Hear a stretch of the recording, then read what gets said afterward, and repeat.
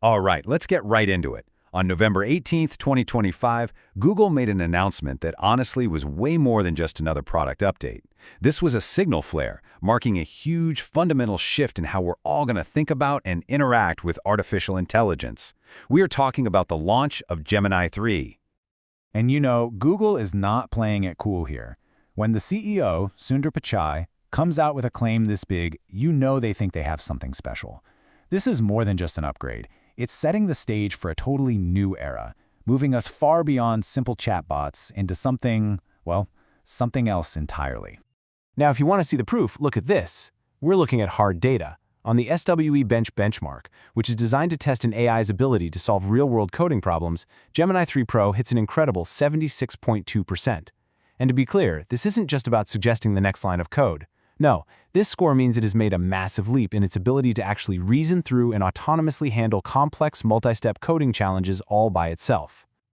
So, that brings us to the first big idea we need to unpack. The real story here isn't just about a more powerful model. It's about a completely new way of operating, a new kind of intelligence that, frankly, changes the whole game. And this new way of operating, it has a name, and it is the key to this whole thing. Agentic AI. We are shifting from an AI that's just a helpful assistant to one that is a truly autonomous partner. So what on earth is agentic AI?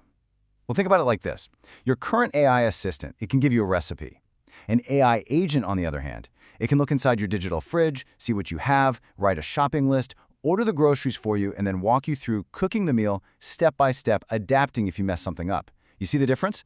It plans, it reasons, and it executes, all to achieve a high-level goal you gave it. And this table just lays it out perfectly. The old way, the AI suggests some code and you have to constantly guide it. The new way, the AI plans and writes entire features based on a simple high-level goal you give it. This is so important. The human's role is shifting from being a micromanager to being a delegator. You become the architect of the agents, not just the writer of the code. So you might be wondering, what's the magic trick that makes all this possible? It's this number right here, a massive 1 million token context window. This is the absolute key that unlocks all of these agentic abilities. It means the AI can absorb and understand an entire codebase, huge research papers, you name it.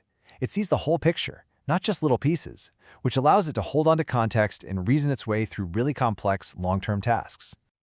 Okay, so if Gemini 3 is this powerful new engine, well, it's going to need a totally new kind of cockpit to fly it. And that is exactly what Google has built. It's a brand new platform called Google Anti-Gravity. Think of it as the mission control center where these new agents are going to live and work. I mean, Google's own description is just perfect. They call it a mission control. It's not just a code editor, it's a command center where a developer can launch, manage, and watch multiple autonomous agents all working on different things at the very same time. And here's what that new workflow actually looks like in practice. A developer sets a high-level task. The manager in Anti-Gravity assigns it to different agents. But here's the really clever part. As the agents get to work, they produce artifacts. Things like their implementation plans, to-do lists, even screenshots of their progress. This completely solves the AI black box problem. You can actually see the agent's logic and check its work before any code is committed. It's all about building trust through total transparency. Now this is a really surprising and I think brilliant move by Google. Anti-Gravity isn't a walled garden. It actually supports models from their biggest competitors, like Anthropic and OpenAI. This move positions Anti-Gravity to be a neutral, universal platform for all agentic development. It lets developers pick the best tool for the job, instead of being locked into one ecosystem. So we've talked about the powerful new engine and the mission control for developers. But this technology also unlocks something revolutionary for the rest of us. It's called generative UI. And this is where the AI stops just giving you an answer and starts building you an experience. So what is generative UI? It's when the AI, instead of just spitting out a wall of text, dynamically creates a custom, fully interactive interface for you. It's like it builds a little mini app or a visual tool on the spot, tailored specifically to what you just asked for. Okay, so what does that actually look like in the real world? Let's check out a few pretty amazing examples. So let's say you're an art lover. You could ask for a Van Gogh gallery. Instead of just getting a list of links and pictures, the AI builds you a custom interactive gallery right then and there. You can explore the paintings, and when you click on one, you get all this rich biographical context about that specific piece.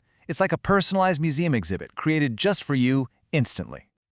Or for a student who's struggling with a really complex science topic, you could ask it to explain how RNA polymerase works. Gemini wouldn't just write a paragraph. No, it would generate a fully interactive simulation, letting the student actually see the process happen. This is an absolute game changer for learning and deep understanding. And it works for everyday stuff too. You could ask for some fashion advice, and the AI could build a personalized tool for you on the spot, helping you mix and match outfits or explore new styles that fit you perfectly. I mean, the possibilities here are just endless. So let's pull all of this together. What does this huge shift to agentic AI really mean? For developers, for businesses, for all of us? This table really sums it all up.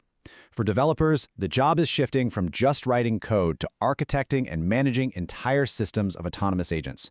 For businesses, you're not just accelerating single tasks anymore, you're delegating whole, complex work streams to AI. And for every single one of us, the way we interact with this stuff is changing from getting static answers to receiving dynamic, interactive experiences built just for us in the moment. And this final quote from Google just drives home their ambition. They see anti-gravity as the new foundation, the home base for how all software is going to be built in this new age of AI agents. Which leaves us with one last, really big question to think about.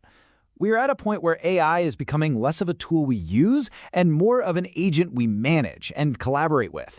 So as that happens, how is our fundamental relationship with technology going to change forever?